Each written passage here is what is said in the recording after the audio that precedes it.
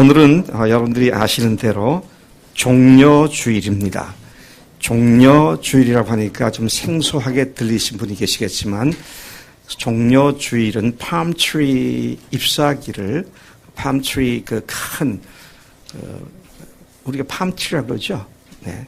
그걸 꺾어서 그 큰 잎사귀를 흔들면서 하나님 앞에서 예배하던 그런 행습에서 나온 것이, 특별히 예수님이 예루살렘에 입성하실 때에 사람들이 왕으로 오시는 분으로 알고 그 잎사귀를 들고 손을 흔들면서 자기들의 겉옷을, 이스라엘의 겉옷은 외출복이고 잠잘 때 덮는 이불이고 다용도였습니다.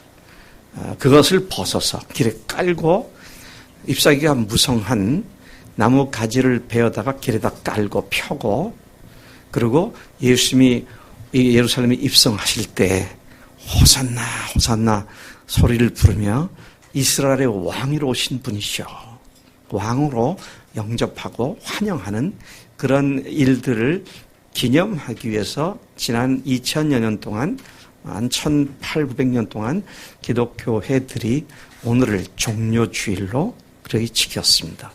오늘이 종려주일이니까 다음 주일은 뭐예요? 부활절이니까 종려주일과 부활절은 딱 한 주간밖에 차이가 나지 않습니다. 여러분, 예수님께서 종려주일날 이 이스라엘 사람들로부터 왕으로 환영을 받으니 기분이 좋으셨겠어요? 어떻겠어요? 사람들이 드디어 나를 왕으로 알아주는구나, 그런 생각을 하시면서 기쁘셨겠어요? 어떻겠어요? 내가 질문을 하면 뭐가 함정이 있는 줄 알고 답을 잘 안 하는데 그냥 얘기해 보세요. 기쁘셨겠어요? 어떻겠어요? 이게 우리 최건화 형제님만 맞는 얘기를 한 것 같아. 기쁘지 않으셨어요. 왜요? 예수님은 이스라엘 왕으로 오신 분이 아니거든요. 엉뚱하게 오해를 하고 오해한 상황에서 그분을 오해한 분으로 환영하니까 기쁘실 일이 없습니다. 그래서 저는 종려주일을 2000년간 교회가 교회력에다 놓고 지킨 것이 좀 의아해합니다. 그게 기념할 일인가? 오해를 받고 환영을 받으신 것을 교회가 그렇게 기념할 만한 일인가? 이런 생각을 해보게 됩니다. 제가 조그만 동영상을 하나 찾았습니다. 제가 설교를 본격적으로 시작하기 전에 이 동영상을 같이 한번 보시겠습니다.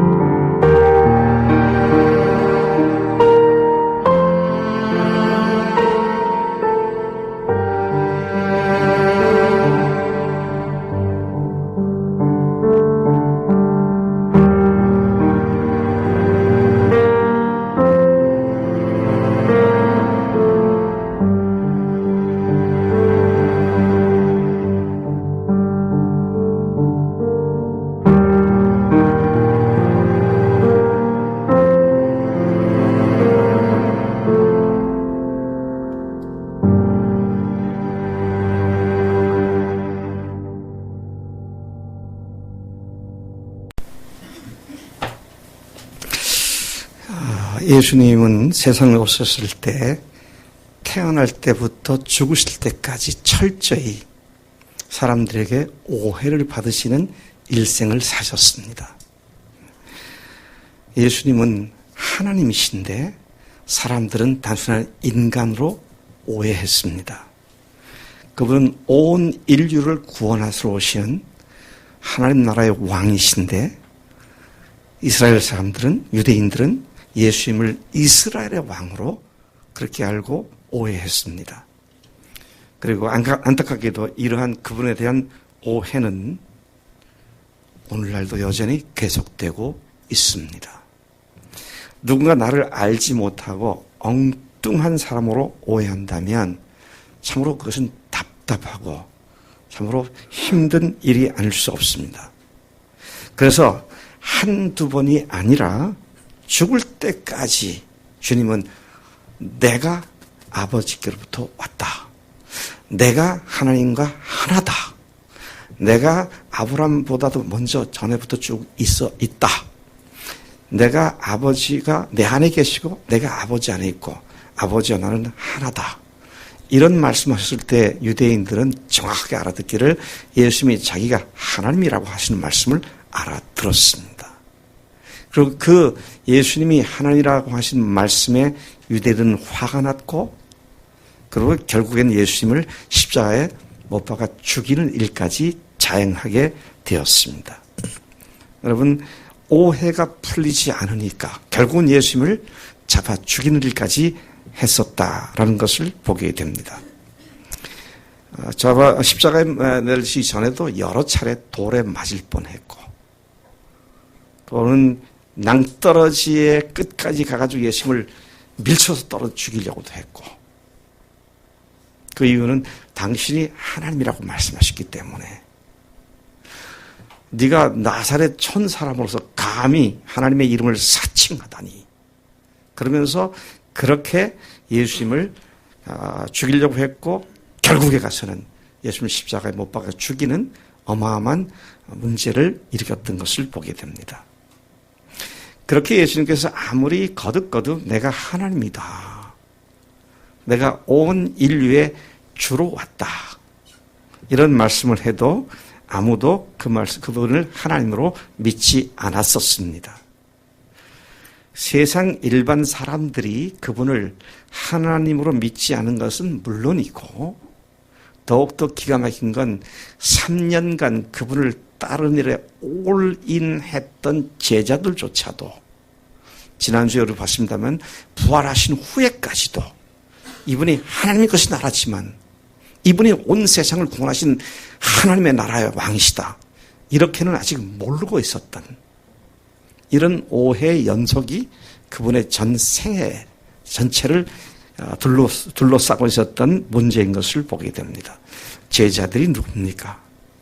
예수님이 하신 모든 일들을 일거수일투족을 직접 목격하고 그분이 하신 자기를 동참하기도 하면서 그분을 충분히 경험했던 자들이었는데 그런데 그 제자들조차도 끝까지 예수님을 오해하고 있었다라는 사실은 오늘날도 이렇게 예수님을 오해하고 있는 수많은 사람들이 있음을 우리가 경각심을 갖고 바라보게 하는 그런 심각한 문제인 것입니다.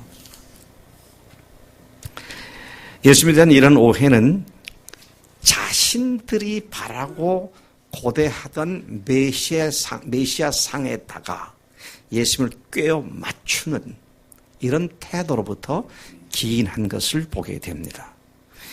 보이지 않는 영원한 하늘 나라를 본 눈이 아니라 이 세상에서 먹을 수 있고 안전하게 또 이 세상에서 이스라엘 왕국이 건설되어서 다른 나라를 정복하고 그들 앞에서 권세를 부리는 그런 메시아 왕국이 돼야 되겠다라고 하는 그런 각도에서 예수님을 기대했고 예수님을 바라보고 그렇게 하실 분이라고 오해했었다고 하는 이 사실을 우리가 심각하게 바라보지 않을 수가 없습니다. 여러분 오늘도 그렇다라고 좀 말씀드렸는데요. 오늘도 자신이 바라보는 것을 충족시켜 주실 예수님으로 바라보는 사람들이 많이 있습니다. 그런 사람들은 결코 예수님을 제대로 알 수 없고 제대로 바라볼 수가 없습니다. 내가 기대하는 예수는 이런 분이어야 해. 그렇게 바라보게 되면 예수님의 실제가 어떤 분이실지를 제대로 알 수가 없다 이것이죠.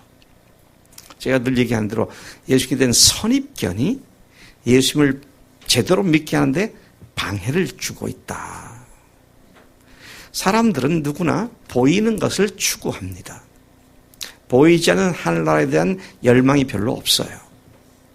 그래서 오병이어의 놀라운 이적을 행하셨을 때 제자들은 5,000명의 배가 부른 사람들이 와, 이분이 먹는 것을 해결해 줄 분이다. 경제적 메시아다. 그래서 그들이 어떤 반응을 보였습니까? 억지로 임금을 삼으려고 했습니다. 그때 예수님께서 그들에게 어떤 반응을 보이셨습니까? 얘네들이 이제야 나를 알아보는구나. 그러셨어요? 그들을 피해서 떠나가셨습니다. 그리고 제자들에게 말씀하시기를 이들이 나를 찾는 까닭은 먹고 배부른 까닭이다. 엉뚱한 분으로 이해하고 먹는 문제를 해결해 줄 그런 현세적인 문제의 해결자, 그런 메시아로 오해를 했기 때문에 주님께서는 거기에 긴 말을 하지 않고 그들을 떠나가셨습니다. 오늘도 2000년 전이나 오늘도 여전히 인간으로부터 주님은 계속 오해를 받고 계십니다. 그런데요, 놀라운 일이 발생했습니다. 제자들의 오해가 벗겨지고 일반 대중들의 눈이 벗겨져서 이분이 하나님이시구나. 이분이 단순히 이스라엘 왕국을 건설할 메시아가 아니라 온 인류를 구원하시는 하나님이시구나. 이 사실이 드디어 밝히 깨달아지고 보여지기 시작한 사건이 발생한 것입니다. 뭡니까? 부활이었습니다. 우리가 부활절 이번에 아주 대문짝만하게 부활 썼습니다. 우리의 삶에 이 부활이 우리의 삶을 이끌어가는 원동력이 되어야 되겠다는 생각이 이렇게 큰 이런 그림을 여기다가 그려놓은 것 같아요. 부활하신 사건을 목격한 제자들이 완전히 다른 사람으로 바뀌어버렸습니다. 그리고 조금 이따가 다시 보겠습니다만 예수님에 대해서 엉뚱한 오해를 했던 일반인들도 드디어 그들에게 오해가 벗겨지고 예수님을 주님으로 모시는 이런 일들이 왕성하게 일어나기 시작을 합니다. 무엇이 그들의 삶을 그렇게 바꿔놓는, 예수님에 대한 이 오해를 이해로 바꿔놓는 터닝 포인트가 됐다고요? 부활이었습니다. 부활이 아니었으면 그들은 지금도 오해하며 오해 가운데 그냥 죽어갔을 거예요. 근데 부활로 말미암아 그 오해가 완전히 벗겨지고 예수님을 하나님으로 제대로 믿는 믿음으로 세계 역사가 바뀌어지게 되는 놀라운 일이 발생한 것을 우리가 분명히 보고 있습니다. 오늘 본문은 당시 이스라엘 일반인들이 예수님을 엉뚱한 분으로 오해한 사실들을 보여주는 사건을 기록해주고 있습니다. 예수님께 대한 그들의 기대는 하늘을 찌를 듯 했고요. 성문에서부터 시내로 들어온 길에 늘어서서 그분을 왕으로 영접하는 일을 성경이 본문이 말씀하고 있습니다. 저는 이 말씀을 좀 더 깊이 생각하는 가운데 오늘 우리가 이런 오해에 빠지지 않고 예수님을 하나님으로 주님으로 모신 분명한 밝게 보고 믿는 그 믿음에 더 굳건하게 세워지는 복된 시간 되기를 간절히 소망합니다. 지금 예루살렘 성에 입성하시는데 수많은 인파들이 몰려들었습니다. 제가 이 예루살렘 성에 입성하는 이 상황을 조금 배경을 말씀드리겠습니다. 며칠 전에 예수님께서는 예루살렘에서부터 불과 10여리 정도 떨어져 있는 베단이라고 하는 마을에 사랑하는 친구 나사로를 살리신 사건이 있었습니다. 그리고 그 사실이 너무 고마워서 그 나사로의 동생이었던 마르다와 마리아가 예수님을 초대해서 잔치를 벌였습니다.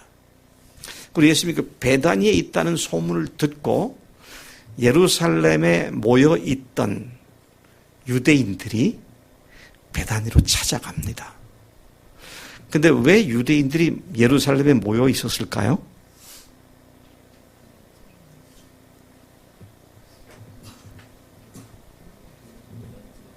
그때가 6월절 명절이 시작된 때였습니다.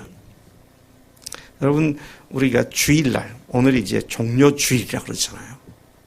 어제가 안식일이고요. 유대인 달력에 보면 오늘이 이제 안식 후 첫날입니다. 근데 그들이 그 전에 거길 갔다가, 근데 왜 갔느냐면 예수님께서 죽은 사람 살리셨다니까 예수님도 보고 죽었다 살아난 나사로도 보고 싶어서 몰려갔던 거예요.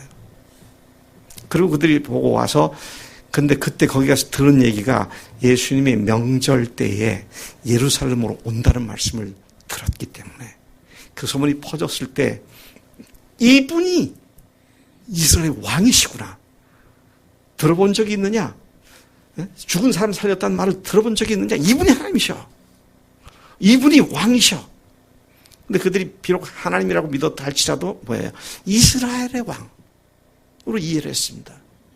그리고 그들은 생각만 한 게 아니라 그분이 오실 때쯤으로 예상되는 시간에 성문 앞부터 예루살렘 거리 양쪽에 늘어서서 그분이 오시길 기대하며 소위 말하는 환영 퍼레이드를 벌리는 그런 장면이 지금 기록되어 있는 것입니다. 여러분, 유대인들의 명절 중에 가장 큰 명절 세 가지가 있는데요. 유월절, 오순절, 초막절. 이 세 명절을 3대 명절이라고 합니다. 세 개의 큰 명절. 근데 이 명절을 왜 3대 명절이라고 그러냐면 이 명절에 이스라엘 전역에 있는 유대인들과 또 전 세계에 흩어져 있는 디아스포라, 이산민 유대인들이 3대 명절 때는 순례를 와서 그래서 성전에 와서 예배를 드리는 그런 일을 했었기 때문입니다. 그래서 각 곳 사람들이 많이 모여 있었어요. 근데 그 상황 속에 그들은 예수님의 소식을 들었고 어떤 사람 가보았고 그리고 오신다는 얘기를 들으니까 지금 성문 앞으로부터 쭉 많은 환영 인파가 구름대같이 몰려들어 있는 그런 상황입니다. 얼마나 많은 사람들이 모여들었는지 오늘 읽은 본문 말씀 보니까 바리새인들이 그 전에 예수님을 잡아주려고 모의를 했었는데 사람들이 호산나 하면서 예수님을 환영하는 인파가 워낙 많으니까 그들이 하는 말이 온 세상이 그에게로 가니 너희들이 하려고 하는 게 다 쓸데없는 짓이다. 예수님을 잡아주겠다는 게 다 쓸데없는 짓이다. 그렇게 말할 만큼 어마어마한 인파가 몰려들었던 것을 봅니다. 이 분위기가 정말 고조되어 있었습니다. 환영하러 나온 인파들 그 자체가 예수님에 대한 기대와 열망이 얼마나 컸는지를 잘 보여주고 있는 것을 보게 됩니다. 말씀드린 대로 12절 보니까 그 이튿날에는 명절에 온 큰 무리가 그랬어요. 예수께서 예루살렘으로 오신다는 것을 듣고 18절 이에 무리가 예수를 맞으면 이 표적 행하심을 들었습니다. 이 표적은 죽은 나사로를 살리신 표적에 대한 이야기를 들었다. 그 말씀이고요. 19절에 바리새인들이 서로 말하되 볼지어다 너희 하는 일이 쓸데없다. 보라 온 세상이 그를 따르는 듯하. 온 세상이 따른다고. 그렇게 이야기를 했던 것을 보면 얼마나 많은 사람들이 예수님의 열렬히 환영하는 그런 모습을 보여줬는지를 잘 나타내주고 있습니다. 자, 그런데 그들이 예수님을 어떤 분으로 영접을 했느냐. 이스라엘 왕으로 영접을 한 거죠. 2주 전부터 지난주 그지전도 오늘도 마찬가지입니다만 당시 제자들도 예수님을 오해했고 일반인들도 오해했고 오늘도 많은 사람들이 예수님을 오해하고 있는 이 오해를 주님께서는 돌파하시고야만은 오해가 깨지면 뭐가 생깁니까? 이해가 생기죠. 오해가 이해로 바뀌어야 제대로 믿는 거예요. 네. 숫자가 많다고 좋은 거 아닙니다. 5는 5개잖아요. 2는 2개고. 네. 이해가 되니까 그들이 예수 앞에 굴복을 하고 목숨 걸고 주님을 증거하기 시작하는 완전한 변화가 그들 속에 생겨나는 것을 보게 되는 것입니다. 13절에 이렇게 환영하고 있는 모습을 그려주고 있어요. 종려나무 가지를 가지고 맞으러 나가 외치되 호산나 찬송하리로다 주의 이름으로 오시는 이 곧 이스라엘의 왕이시여 하더라. 분명히 그들은 이스라엘의 왕으로 예수님을 모시고 영접하고 있었던 것을 봅니다. 제가 예수님이었으면요, 그들이 그렇게 하는 걸 제가 말렸을 것 같아. 스톱. 나는 이스라엘 왕이 아니다. 나는 온 세상을 구원하러 온 온 인류의 왕이다. 그랬을 것 같아요. 근데 어찌된 정문지 주님께 그걸 다 받으시더라고요. 제지하거나 말리지 않고 그걸 갖다가 거부하지 않고 받으셨어요. 왜 그러셨을까요? 그들이 오해를 하고 엉뚱한 분으로 환영하는데 그걸 그대로 받으셨어요. 왜 그러셨을까요? 응하게 하려고. 예. 우리 최 목사, 우리 최 주사님은 새벽기도 매일 나오시는 제 속에 들어오신 것 같아. 예, 성경을 응하게 하시려고. 맞습니다. 또 왜 그랬을까요?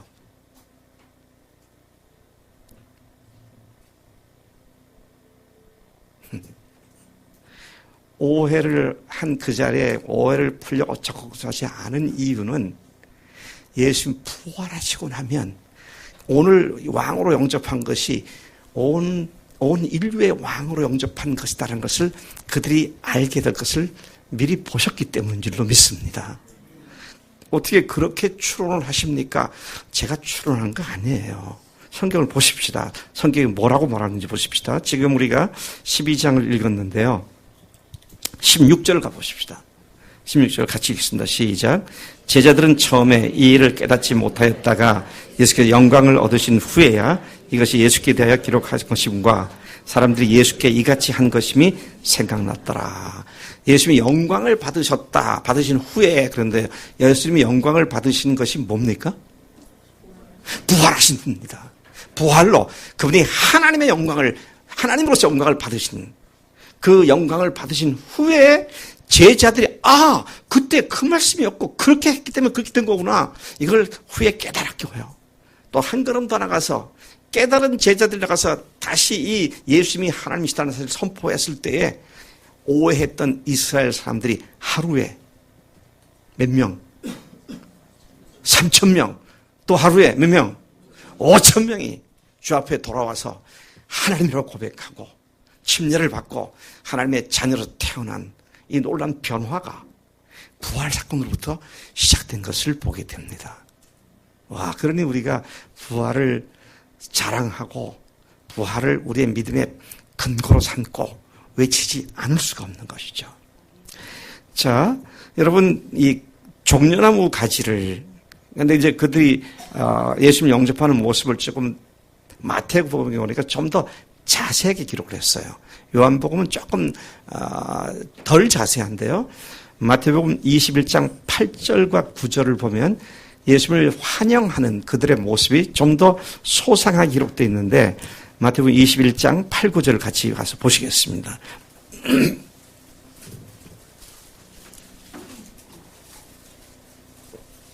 21장 8절, 9절 같이 읽습니다. 시작. 물의 대다수는 그들의 겉옷을 길에 펴고 다른 이들은 나뭇가지를 베어 길에 펴고 앞에서 가고 뒤에서 따른 무리가 소리 높여 이르되 호산나 다윗의 자손이여 찬송하리로다 주의 이름으로 오시는 이여 가장 높은 곳에서 호산나 하더라. 아멘. 여러분 종려나무가 palm tree죠. palm tree. 네. 팜트리 나무 하나가, 그러니까 잎사귀 하나가 뭐 1m, 어떤 건 1m 50, 2m까지 갈 수 있는 그런 큰 나무 가지를 흔들고 하나님, 예수님을 환영하는 그런 모습을 상상해 볼 수 있습니다. 근데 여러분, 이걸 왜 그들이 이렇게 했을까요? 왜 종려나무 가지를 흔들고 길에다가 나무 가지를 꺾어다가 쫙 펴고 그렇게 했을까요?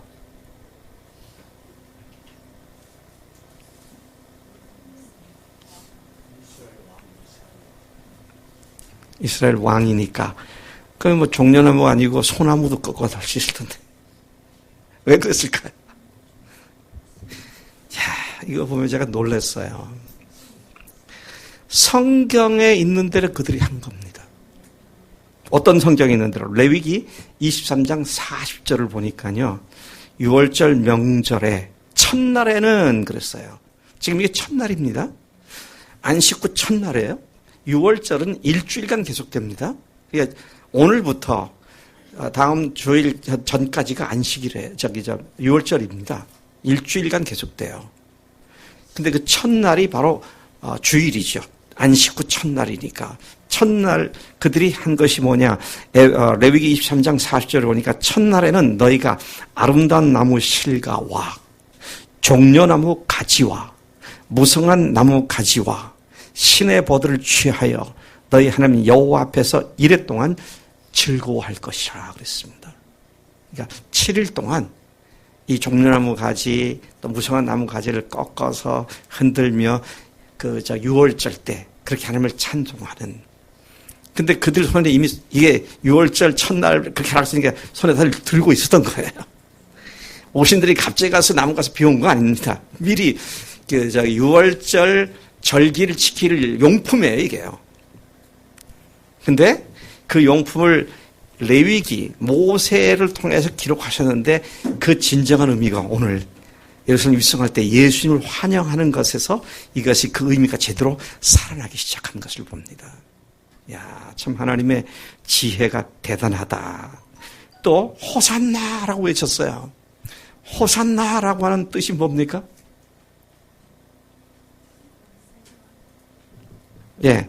호산나라고 하는 말씀은 시 118편 25절에서 잘 설명이 되고 있습니다. 시 118편 25절 제가 읽습니다. 여호와여 구하옵나니 우리를 구원하소서. 이제 우리를 구원하소서. 여호와여 우리를 구원하소서. 그런 의미를 갖고 있는 말입니다. 여호와여 우리가 구하옵나니 이제 형통하게 하소서. 하나님 앞에 우리를 구원해달라고 외치는 소리가 바로 호산나. 그 다음에 다윗의 자손이여 라고 했잖아요. 메시아가 다윗의 자손에서 나온다고 하는 그 말씀을 갖고 얘기한 거예요. 주의 이름으로 오시는 이여 그랬어요. 근데 보니까요. 시 122편 6절에도 보니까 여호와의 이름으로 오는 자가 복이 있으며 우리가 여호와의 집에서 너희를 축복하였도다. 그래서 여호와의 이름으로 그들이 예수님을 환영하는 그런 행습이 그들이 성경을 아는 지식을 동원해서 그렇게 예수님을 영접한 겁니다. 제가 읽다가 소름이 돋았어요. 예수님을 오해하는 사람들 얼마든지 성경 가지고 근거를 가지고 얘기할 수 있겠구나. 기가 막히더라고요. 주인이신 예수님을 중심으로 성경을 해석하는 것이 아니고 오해를 해가지고 그 구절들을 사용할 수도 있구나. 이런 사실을 여기서 보게 되는 것입니다. 예루살렘 성에서 거대한 인파가 그분을 대대적으로 환영한 것은 그분을 누구로 알고 그렇게 했다고요? 이스라엘 왕으로 알고 그렇게 오해하고 그렇게 했던 것을 봅니다. 참으로 한껏 소망이 충만한 열렬한 환영이었고 기대감이 최고조에 달한 거대한 인파였습니다. 그러나 그러한 인파도 거창하고 열렬한 환영도 무의미했습니다. 왜요? 왜 그렇습니까? 그들은 예수님을 전혀 오해하고 그분을 오해한 분으로 받아들였기 때문이었습니다. 온 세상의 하나님이신 그분을 모든 인류를 구원하시고 또 온 인류를 완성시키실 하나님의 나라, 곧 교회를 세우기 위해 오신 하나님을 자신들의 나라인 이스라엘의 왕으로 믿고 그렇게 환영했기 때문이었습니다. 근원부터 잘못 짚은 오해였고 그 잘못 짚은 오해에 근거한 환영이었던 것을 보게 된다는 것이죠. 다시 제가 이 말을 안 할 수 없어요. 오늘도 여전히 이런 모습을 우리가 발견할 수 있습니다. 우리가 오해한 상태에서 성경을 백값 받아가지고 성경에 근거해서 그 오해를 또 확신하는, 이건 참 무서운 일입니다. 왜? 오해를 성경으로 확신을 하니까 그 누구도 고칠 수가 없어요. 참 두려운 일이기도 합니다. 자, 어떻습니까? 교회 열심이고 그분께 기도가 간절하고 또 예수님을 이 세상 그 누구보다 귀한 분으로 여기고 열심과 정성을 다하지만 자신의 소원을 들어주시는 분, 자신을 보호하시고 지켜주시는 분, 자신의 후견인, 자신의 성공을 보장해 주시는 분, 기도하면 무엇이든 들어주시는 그런 분 정도로 오해하고 열심을 다해 종교 생활하는 수많은 사람들이 있음을 부인할 수가 없습니다. 나에게 소용이 있는 하나님이어야 그게 참 하나님이다. 철저히 인본주의적이고요. 자기중심적으로 하나님도 조작해서 믿게 되는 이런 무시무시한 잘못을 범할 수가 있다는 것이죠. 여러분은 예수님을 근원적으로 잘못 짚고 계시지는 않습니까? 그렇다면 그분이 누구이신지부터 확실하게 확인하고 그분에 대한 오해를 반드시 풀어야만 마땅할 줄로 믿습니다. 그분은 온 세상의 왕으로 오신 예수님이십니다. 예수님은 온 인류를 구원하기 위해 세상에 오신 하나님의 아들이시며 성자 하나님 자신인 것이죠. 그래서 우리가 잘 아는 말씀이죠. 요한복음 3장 16절에 하나님께서 세상을 이처럼 사랑하사 독생자를 주셨으니 외아들을 보내주셨으니 예수님을 보내주셨으니 그분은 하나님께서 보내신 하나님의 외아들이시며 삼위일체 하나님 자신이라고 하는 사실을 우리 분명히 알고 믿고 그렇게 고백해야 할 줄로 믿습니다. 그분은 하나님이 보내신 하나님의 아들이실 뿐 아니라 그분이 오셔서 우리 위해서 흘리신 피가 단순한 인간의 피가 아니라 하나님 자신의 피로서 단번에 들어진 그 피가 모든 인류의 죄악을 나의 죄를 포함한 모든 인류의 죄악을 단번에 완전히 영원히 사해 주신 줄로 믿습니다. 그런 예수님이시고요. 그런 예수님의 보혈이라는 말씀인 것이죠. 지상에서의 사역을 모두 마치고 죽으시고 부활하신 후 주님은 분명하게 땅끝까지 가서 모든 민족에게 만민에게 부활을 증거하며 모든 사람들이 믿을 수 있도록 제자들에게 교회에 사명을 주셨습니다. 그래서 마태복음 28장 19, 20절 우리가 지상명령이라는 말씀을 보면 그러므로 너희 가서 모든 민족으로 제자를 삼아 그렇게 말씀하셨죠. 또 마태복음 16장 15절에는 너희는 온 천하에 다니며 만민에게 복음을 전파하라 그렇게 말씀하셨고 누가복음 24장 47절 48절에서는 또 그의 이름으로 죄사함을 받게 하는 회개가 예루살렘에서 시작하여 모든 족속에게 전파될 것이 기록되었으니 너희는 이 모든 일의 증인이다. 그리고 모든 사도들이 그 말씀에 따라서 땅끝까지 가서 복음을 전하다가 순교한 사실은 부활로 말미암아 그분이 하나님이라는 사실이 증명된 사실로 사람들을 어떻게 변화시켜 놓았는지를 잘 보여주는 소중한 증거들이 되는 것이죠. 바울은 이방인들로 구성된 에베소 교회에 보낸 편지에서 그분이 예수님이 창세 전부터 인류를 구원하시기 위한 계획을 가지셨음을 선언합니다. 에베소 1장 4절 5절에 이런 말씀이 나오죠. 곧 창세 전에 그리스도 예수 안에서 우리를 택하사 우리로 사랑 안에서 그 앞에 거룩하고 흠이 없게 하시려고 그 기쁘신 뜻대로 우리를 예정하사 그 예수 그리스도로 말미암아 자기의 아들들이 되게 하셨으니 그분의 죽으심과 부활은 이제 우리를 하나님의 자녀가 되게 하셨어. 예수님이 세상에 오신 것처럼 우리도 세상에 나가서 그분을 증거하는 부활의 증인의 삶을 살도록 그런 목적으로 오신 줄로 믿습니다. 예수님은 누구시라고요? 이제는 더 이상 이스라엘 왕이 아니라 누구시라고요? 하나님이시며 주님이십니다. 그분은 하나님이시며 주님이십니다. 예수님께 대한 이러한 거대한 오해를 풀 수 있는 결정적 요인이 무엇입니까? 부활입니다. 그분이 부활하신 사건은 그분이 하나님으로서 오셔서 우리를 위해 죽으시고 부활하셨음을 선명하게 선포한 증거가 되었습니다. 아까 읽었던 12장 16절에 보면 제자들이 처음에 이 일을 깨닫지 못하였다가 예수께서 영광을 얻으신 후에야 이것이 예수께서 대하여 기록된 것임과 사람들이 예수께 이같이 한 것임이 생각났더라. 부활하시고 나니까 오! 부활? 그러면 십자가에 죽은 분은 누구야? 오, 이분이 하나님이셨구나. 눈이 반짝 띄어지고 말이죠. 우리가 새벽 기도 때 제가 얘기했었는데 하나 다시 한번 여기서 전체에 있으니까 다시 얘기했네요. 제가 속리산 관광호텔에 우리 학교 교수 세미나 때 갔더니 아침 식사 시간에 그 호텔 1층에 있는 식당에 갔더니 메뉴가 있더라고요. 또 메뉴판에 우리말하고 영어 같이 있더라고요. 근데 재미있는 영어를 봤어요. 해장국을 기가 막히게 번역했더라고. 우리 저 한나잖아요.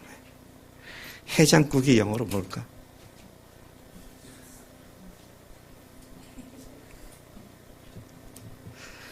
아마 영어 실력이 대단하더라도 그건 모를 거예요.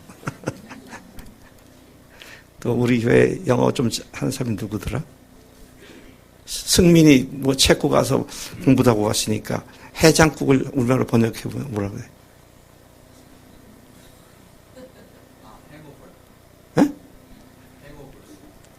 행오버? 숲? 숲은 맞는데 행오버는 아니야. 아, 우리 장로님이 천기를 누설하셨습니다. eye opener soup. 그러더라고요. 눈을 띄워주고, 눈을 열어주는 숲. 자다가 깨다가 취해서 자다가 깨갖고 눈이 불비용할 때 번쩍 뜨게 만드는 것이 그 해장국이라고, eye opener soup이라고 그러더라고요. 여러분, 복음이 뭔지 아세요? 부활이 뭔지 아세요? eye opener입니다. eye opener. 눈을 번쩍 뜨게 만들어요.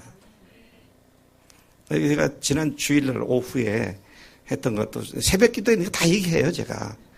근데 새벽 기도 다 안 나오니까 여기 또 하는데, 그, 장로교 통합 측 평양노회 중부 시찰에 속해 있는 교회들이 연합해서 남녀 선교회 연합 모임이 있었어요.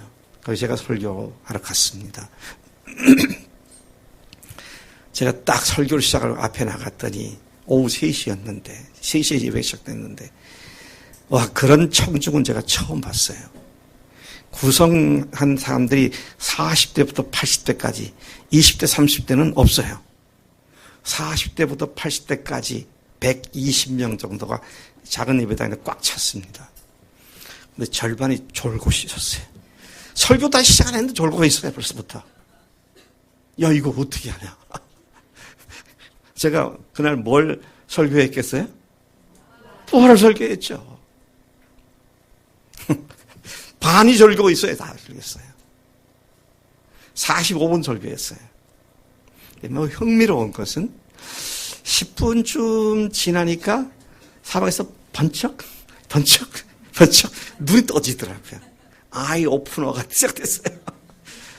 그리고 한 10분 지나고 나니까 더 시작해서 한 뭐 2, 3분 지나니까 다 눈 떠가지고 끝까지 졸자고 다 듣더라고요. 그래서 제가 알았습니다. 아, 복음은 눈을 뜨게 하는 거구나. 여러분, 예수님 부활하시고 나니까 제자들이 팍 뜨였습니다. 이분이 누구냐? 이분이 하나님이시구나. 그런데도 누구예요?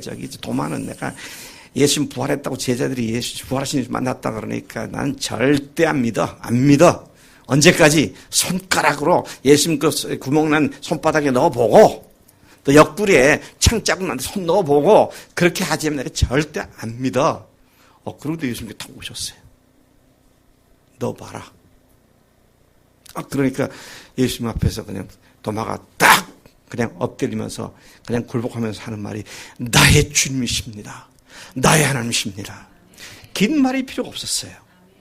부활하신 이분이시면 이게 하나님이시구나. 여러분, 우리가 예수님을 바로 오해하지 않고 바로 이해할 수 있는 유일한 통로가 뭐밖에 없다? 부활밖에 없습니다. 왜? 주님께서 그렇게 말씀하셨잖아요. 하나님께로부터 오는 무슨 표적을 보여달라. 바리새인들이 와서 그렇게 일을 하니까 악하고 음란한 세대가 표적을 구하나 내가 너에게 보일 표적은 요나의 표적밖에 없다. 와, 부활을 통해서 십자가를 통해서 보면 우리 죄를 용서하신 고마우신 분들인데요. 부활을 통해서 십자가를 보니까 하나님으로서 우리를 죽으신 분이시구나. 그러니까 우리가 하나님 앞에 우리가 굴복할 수밖에 없죠. My God, my Lord. 그 이후에 제자들이 완전히 바뀐 거 아닙니까? 어떻게 바뀌었어요? 도마가 나의 하나님, 나의 주님 그렇게 고백한 뒤에 그가 바뀌기 시작해가지고 어디까지? 인도까지 가서 전설에 하면 힌두 교도들에 의해서 창에 찔려 순교를 당한데 그 자리까지 그냥 주님의 복음을 위해서 지쳐나가서 변화된 도마의 모습을 그렇게 보여줬다고 하는 얘기죠. 도마뿐만 아니죠. 예수님이 12제자 모두가 다 예수님을 위해서 끝까지 순교를 한 그런 모습은 그분의 부활이 얼마나 확실했기에 그분을 따르던 제자들이 목숨을 불사하고 나가서 이렇게 복음을 전했는가라는 확실한 증거를 보여주고 있는 것을 보게 됩니다. 여러분, 그래서 사도 바울이 뭐라 그래요? 아테네에 가서 완전히 헬라인과 이방인들로 가득 차 있는 아레오파고 광장에서 하나님께서 그를 죽은 자 가운데서 다시 살리신 것으로 모든 사람들에게 믿을 만한 증거를 주셨다. 그러면서 부활이 그분을 믿을 수 있는 확실한 증거다. 그렇게 말을 하고 있는 것이죠. 아멘이십니까?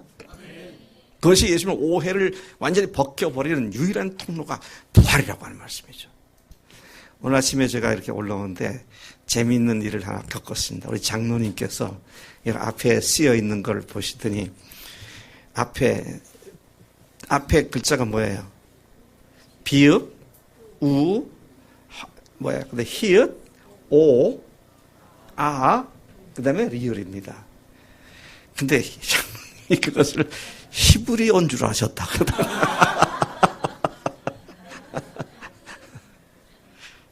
근데 부활이 역사 속에 박힌 확실한 증거, 그분이 하나님의 증거인 줄로 믿습니다. 왜? 역사적 사건은 누구도 조작할 수 있는 게 아닙니다. 또 많은 사람들이 실제로 부활하지 않았다 그렇게 말들을 하는데 부활하지 않으셨다면 어떻게 12사도들을 포함해서 초대교회 교인들이 다 죽음을 불사하고 나가서 그분 부활하셨다고 증거할 수 있었겠냐는 거예요. 바울이 3차 선교행을 끝내고요. 배를 타고 이제 예루살렘을 가고 있는 도중에 에베소 지역을 지납니다. 배를 타고. 근데 에베소 앞에 있는 항구가 갱그레아 해변에 있는 항구인데 거기서 잠깐 내려가지고 에베소에 있는 목회자들 오라 그랬어요.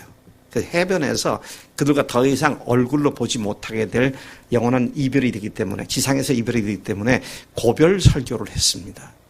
근데 거기에서 바울이 하는 얘기가 사도행전 20장 21절에 뭐라고 되어 있냐면 내가 이방인과 헬라인들에게 예수의 죽으심과 그분의 부활하심을 전하는 일로 내가 이렇게 평생 살아왔다. 그러니까 그분이 바울이 자기가 사역한 그 사역을 한 문장으로 딱 얘기하는 두 가지로 얘기합니다. 예수님의 죽으심과 부활을 증거하다가 내가 여기까지 온 것이다. 그 다음에 예루살렘에 가서 유대인들에게 얻어맞고 살해 위협을 당하고 그러다 천부장이 그걸 살려주고 그 다음에 로마로 이송하고 하는 과정에 사람들 앞에 설 때마다 그가 자기가 왜 이렇게 지금 이런 일을 당하느냐 하면 예수님의 부활을 증거하다 이렇게 됐다. 한마디로 부활 증거하다 이렇게 됐다는 거예요. 그러니까 그의 사역의 확실한 초점은 언제나 부활에 맞춰져 있던 것을 본다는 것이죠. 부활을 통해서 십자가를 보고 부활을 통해서 성경을 보고 부활을 통해서 예수님이 하셨던 말씀 보니까 이게 다 꿰뚫어지는 거잖아요. 완전한 오해가 벗겨지고 이분이 이스라엘의 왕이 아니라 온 인류의 왕이시고 그렇다면 나의 삶을 지배하시고 통치하신 나의 주님이시구나 나의 하나님이시구나 이런 믿음을 갖게 하는 결정적 단서가 뭐다? 부활입니다. 그래서 우리가 죽을 때까지 자랑하고 죽을 때까지 다시 확인하고 날 되돌아갈 건 희미해질 때마다 돌아갈 것이 뭐예요? 부활입니다. 그 부활로 말미암아 우리가 흔들리지 않은 믿음 가운데 서서 하나님을 예수님을 바로 이해하고 기독교 신앙이 단순히 기복 신앙이 아니라 하나님의 왕국을 이루는 일에 우리를 부르셨다는 이 사실을 제대로 알게 만드는 이런 사람들은 세상이 감당하지 못합니다. 세상이 어찌할 수 없어요. 담대함을 가지고 세상을 뒤바꾸는 그런 일에 쓰임받는 하나님의 사람들이 되는 줄로 믿습니다. 주님은 이스라엘 왕이 아니십니다. 온 인류의 왕이십니다. 그분의 부활로 이것이 확증되어졌고 부활로 그 모든 오해가 일순간에 제거되는 줄로 믿습니다. 잠깐 기도하겠습니다. 하나님 아버지 감사합니다. 오늘 이스라엘 수많은 유대인들이 구름대같이 몰려들었지만 그러나 왕으로 이스라엘 왕으로 영접하는 오해를 갖고 있었음을 봅니다. 그러나 부활 후에 그들이 깨닫게 되어 예수님이 이스라엘 왕이 아니시라 온 인류의 왕이시며 하나님이라는 사실을 확실히 믿게 되었을 때 3,000명, 5,000명이 주 앞에 돌아와 침례를 받고 주님의 제자들로 변화된 것을 보게 됩니다.